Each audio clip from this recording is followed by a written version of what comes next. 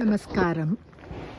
இத்திருத்தலம் அருள்மிகு வெள்ளையங்கிரி ஆண்டவர் திருக்கோயில், பூண்டி, செம்மேடு, கோவை மாவட்டம்.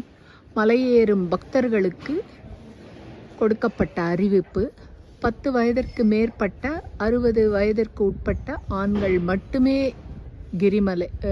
கிரிமலை சன்னிதானம் செல்ல அனுமதிக்கப்படுவார்கள். பெண்கள், குழந்தைகள் மலை ஏற அனுமதிக்கப்பட மாட்டார்கள்.